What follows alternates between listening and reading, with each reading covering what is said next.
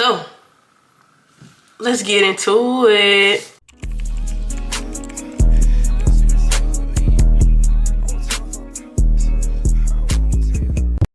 What's up, JV fam? It's your girl Jazz, and we back with another video.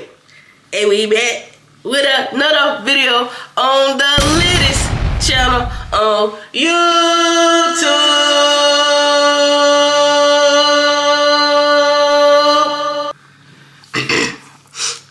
Sorry, I got a little bit carried away there.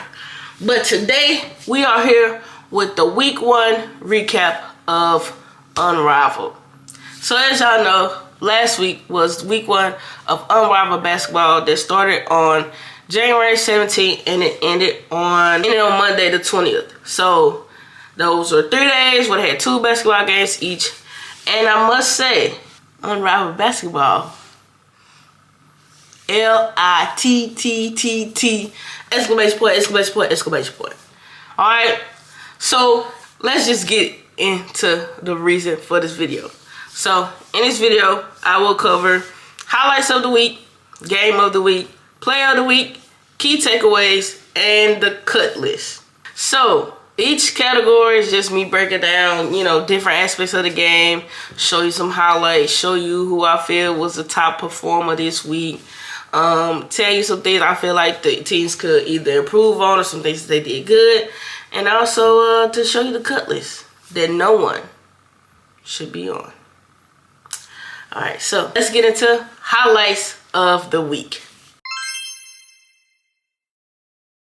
So, for the highlights of the week, I picked 4 different videos that I felt like they really depicted how Unrivaled is going to go from now on.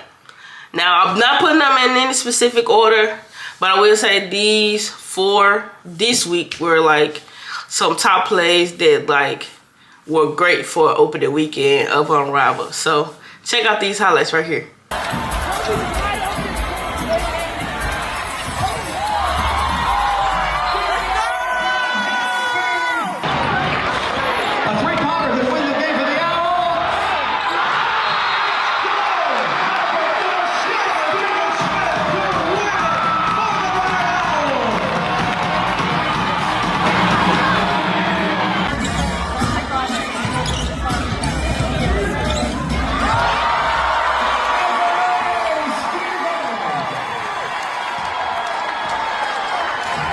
Draws the double. Ionescu picked off.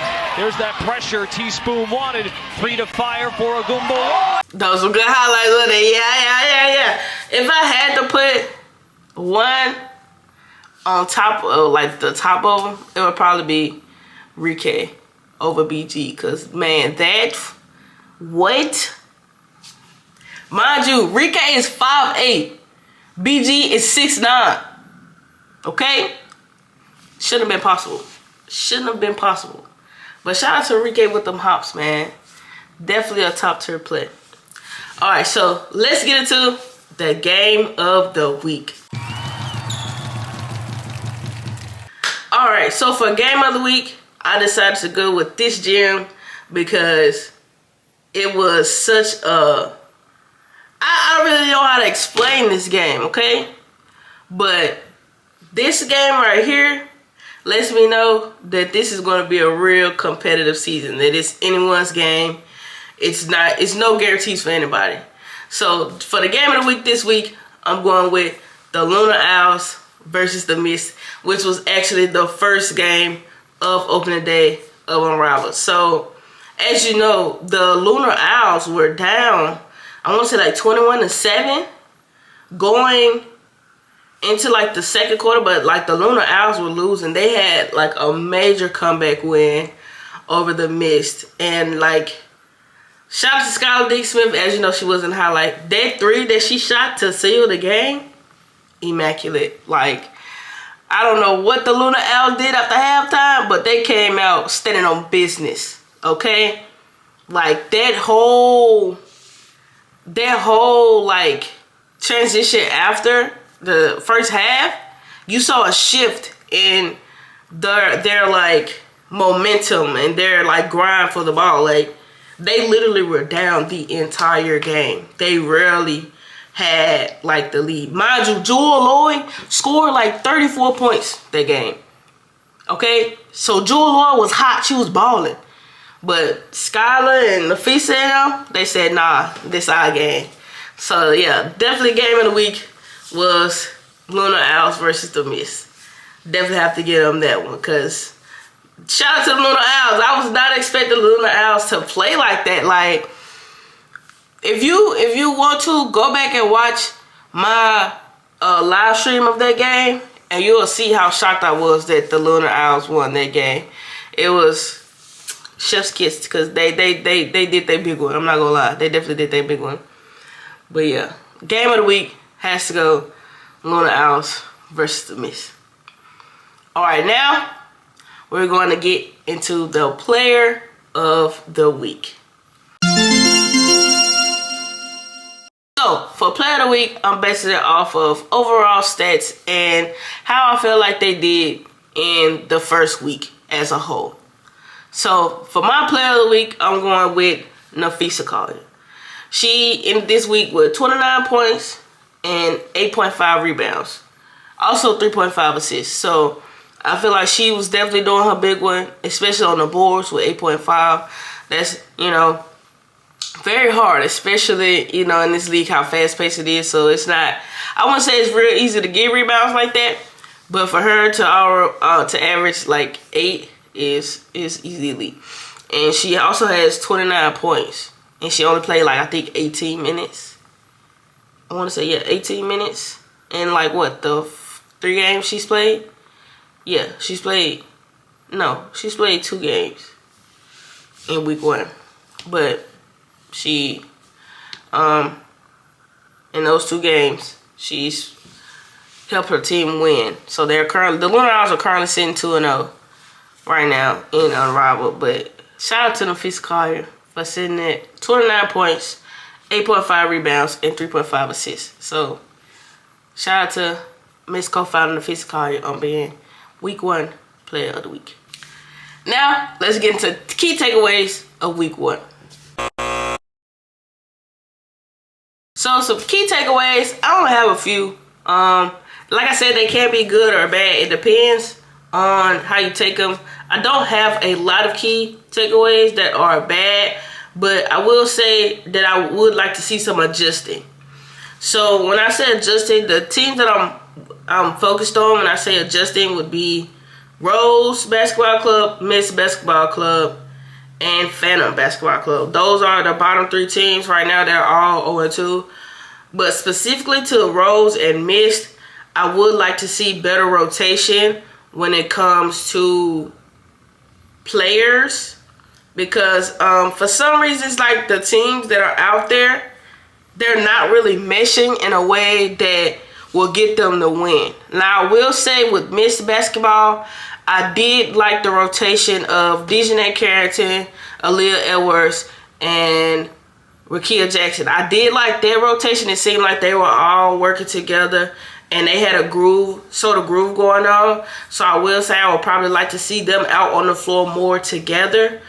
For some reason, in this last game that the Mist played, they were missing way too many shots. And I felt like they started the game off wrong. So maybe if they could have rotated out quicker, they could have caught a lot of the missed shots and fixed it before it got too late for them. As far as Rose Basketball, I will say when it comes to their rotation, I would like to see Lexi Hull used more, because she's a good off the bench player as well as a starter. I feel like they should utilize her more, especially when their shooters and passers aren't having the best game. I feel like Lexi can come in and fill that void for them. She did not get that many minutes at all in the first 2 games. I want to say she only got like 4 minutes as a whole. So for Rose Basketball Club, I definitely feel like they should utilize Lexi Hull more, as well as Brittany Sykes, because Brittany Sykes had a good game as well that last game for Rose Basketball Club. So maybe if they could utilize those 2 more and fit them in more in the rotations, I feel like they could come out with a couple wins this season, because right now it's not looking too good. For Phantom basketball, I will say this. It's a lot that they need to adjust as a whole.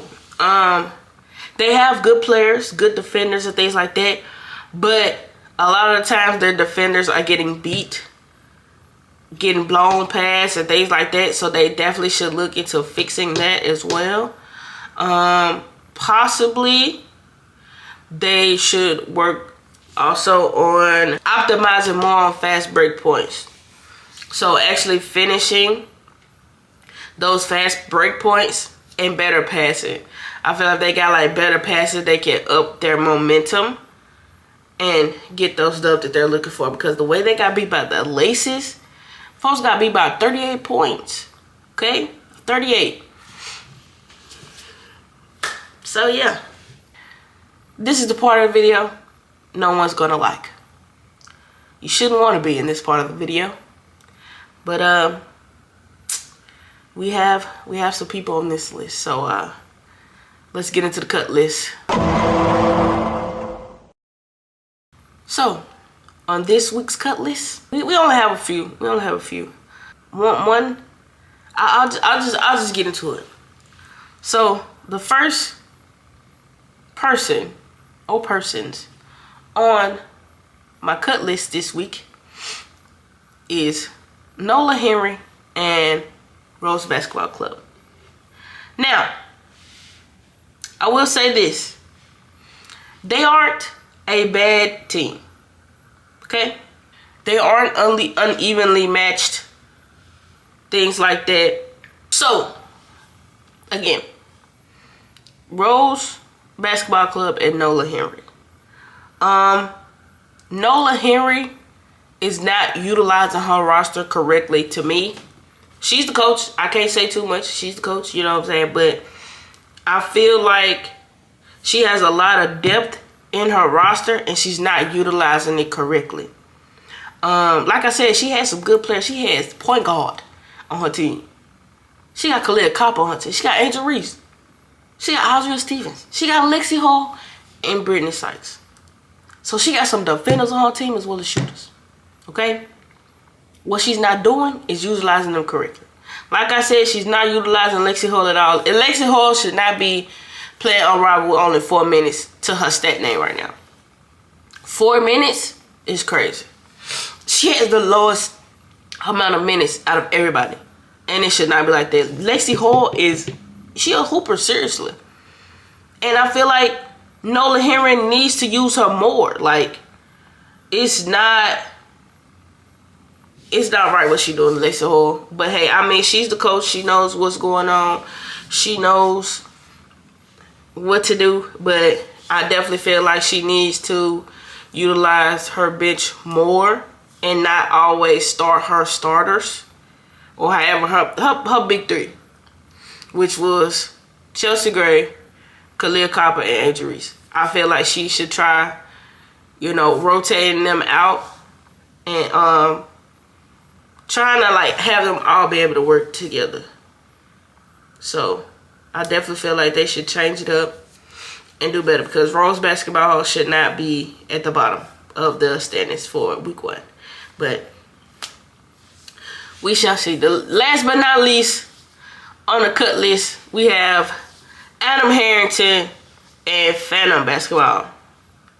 Now, Phantom Basketball has really surprised me in their first 2 games.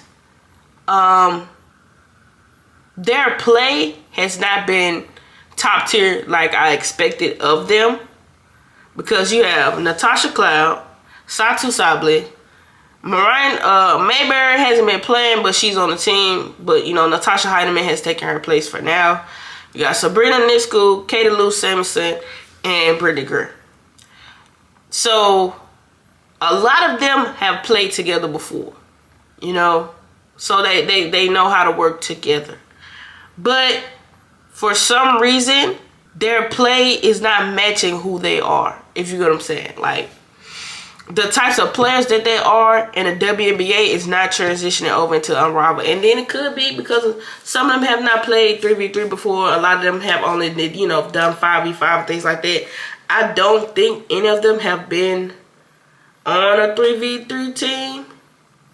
I could be wrong. I'm not sure, but I feel like maybe they're somewhat getting exposed when it comes to offense and defense, being that 3v3 is you can't easily hide and escape behind someone how you could in 5v5. You know what I'm saying? You have 2 more extra players to help out.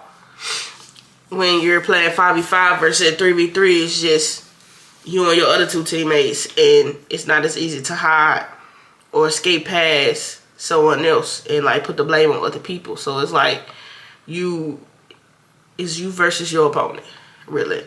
Like, and I feel like they just aren't playing to their capabilities.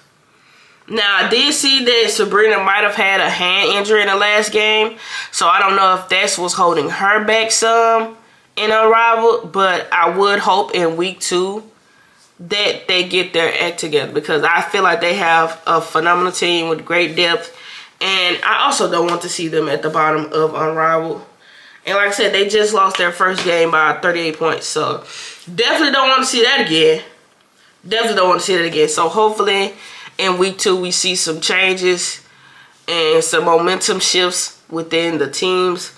But Phantom basketball and Rose basketball, I'm expecting more in week 2. I don't want y'all back on my cut list in week 2. Please don't be back on this cut list in week 2. That's all for week 1 recap of Unrivaled. If you watch this video right now, there is an Unrivaled game tonight. So make sure you click on my page and press that notify me button on my live stream.